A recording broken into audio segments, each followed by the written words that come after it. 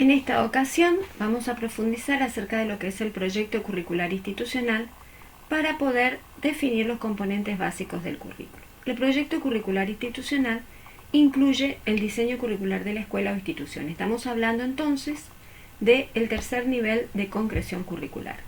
Este proyecto curricular institucional lo que hace es concretar la propuesta del diseño jurisdiccional, que es el que, si bien recuerdan ustedes, corresponde al segundo nivel de concreción curricular. Este diseño se concreta y se valida en el desarrollo curricular áulico. El proyecto curricular institucional se estructura sobre los componentes básicos del currículum. ¿Cuáles son los componentes básicos del currículum? Los componentes básicos del currículum surgen de contestar ciertas preguntas que se consideran fundamentales. Las dos primeras, que no están incluidas en el esquema, hacen referencia a por qué enseñamos y para qué enseñamos. Estas dos preguntas lo que nos permite es determinar cuáles son las intenciones educativas y poder direccionar la acción educadora. Permite clarificar cuáles son las competencias que se espera que nuestros estudiantes desarrollen para cumplir con las finalidades educativas propias de todo el sistema de educación formal. Una vez que se clarifican estos dos aspectos, podemos entrar específicamente a definir los componentes básicos del currículum. Los componentes básicos del currículum, como ustedes ven en el esquema, estaría constituido por los objetivos y los contenidos, que deben ser seleccionados, que deben ser organizados y secuenciados, y que nos permiten definir las actividades de enseñanza y de aprendizaje con una metodología específica, y obviamente todo este proceso permanentemente tiene que ser evaluado y retroalimentado. Estos componentes básicos del currículum nosotros los vamos a retomar y a profundizar en el eje 3, que corresponde a programación en el aula. Lo que podemos definir ahora es que estos componentes son la respuesta a cada una de las preguntas que ustedes ven en el esquema. El que enseñamos nos permite determinar cuáles son los contenidos de cada una de las áreas o de los espacios curriculares. Cuando enseñar implica que se tomen definiciones acerca de la secuencia de los objetivos, si van a ser por ciclo, por área, por cada uno de los años del ciclo. No es lo mismo los objetivos para un primer año del ciclo básico a un cuarto año del ciclo superior, la secuenciación y organización de los contenidos y la temporalización de los contenidos.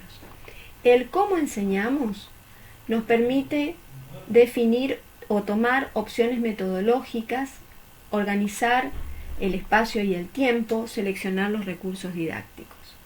El qué, cómo, cuándo y para qué evaluamos nos permite definir las pautas y criterios de evaluación para cada ciclo, para cada área, los procedimientos de evaluación que se van a utilizar, los objetos de la evaluación, los criterios de promoción de los estudiantes, los instrumentos de evaluación que vamos a utilizar, la temporalización de la evaluación. Y en todo este esquema debemos tener en cuenta además que nosotros es necesario que atendamos a la diversidad con la que nos vamos a encontrar en el aula.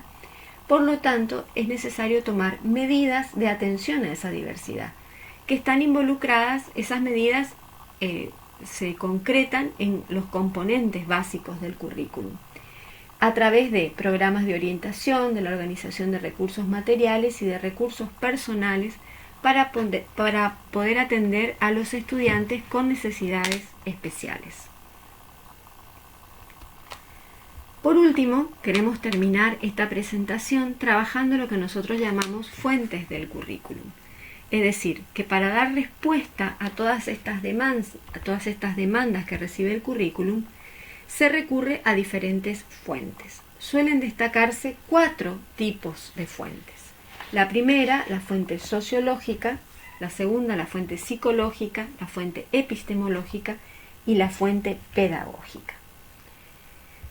En relación a la fuente sociológica, es importante asumir que el currículum ha de recoger la finalidad y las funciones sociales de la educación, intentando asegurar que los estudiantes lleguen a ser miembros activos y responsables de la sociedad.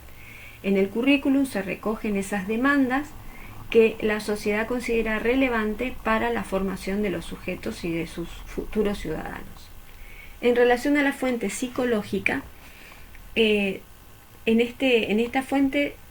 fuente tiene vinculación con todo lo que es el proceso de desarrollo de los aprendizajes y de desarrollo de los estudiantes en sí, y nos ofrece una serie de conocimientos que son indispensables para que podamos abordar los procesos de enseñanza y de aprendizaje. Nos permite indagar y conocer cómo el sujeto aprende, cómo se desarrolla, cuáles son sus motivaciones, cómo se construye el pensamiento. Todos estos aspectos encuentran su fuente de investigación y sus respuestas en este aspecto, en este tipo de fuente, la fuente psicológica. La fuente epistemológica se refiere a los conocimientos científicos que integran las correspondientes áreas o materias curriculares. La metodología, estructura interna, estado actual del conocimiento, de las distintas disciplinas científicas, así como las relaciones interdisciplinarias que se dan entre estas. La fuente epistemológica es sumamente importante y nos tiene un aporte decisivo a la configuración y contenido del currículum. La fuente pedagógica recoge tanto la fundamentación teórica como la experiencia educativa adquirida en la práctica docente. En concreto, el desarrollo curricular en el aula, en la docencia real de los profesores, proporciona, junto con las teorías, elementos indispensables para la elaboración del currículum en sus fases de diseño y de desarrollo. Cada una de estas fuentes no es una más importante que la otra, sino que todas tienen la misma jerarquía de importancia, y en cada una de ellas el currículum va encontrando los conocimientos y los aportes necesarios para su diseño y desarrollo. Por último, queremos presentar lo que Teresita Vera y Liliana Sanjurjo plantean al final de la lectura que sugerimos como obligatoria en este eje, que habla sobre los modelos curriculares. Generalmente cuando hablamos de modelos curriculares estamos englobando en este término la organización específica de los contenidos en función a criterios particulares. En este caso vamos a tomar a un autor, Lawrence Stenhouse, que categoriza dos modelos curriculares, el modelo curricular de objetivos y el modelo curricular de proceso. Estos modelos, como les dije previamente, lo que hacen es plantearnos formas de organización de contenidos. En el caso de los objetivos, del modelo de objetivos, lo que plantea es considerar que son los objetivos a lograr o las metas a alcanzar aquellos que van a organizar todos los componentes básicos del currículum.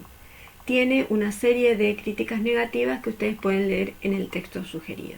Y en el caso del modelo curricular de proceso, considera o se sustenta en una concepción de la enseñanza y del aprendizaje como actividades críticas de investigación y de innovación constante, asegurando el desarrollo profesional del docente porque lo que plantea es la organización de contenidos a través de grandes procesos que se espera que los estudiantes puedan desarrollar y que garanticen el logro de aprendizajes significativos. Espero que haya sido clara la explicación y que les haya servido para organizar la lectura de la bibliografía propuesta en el eje. Nos encontramos próximamente.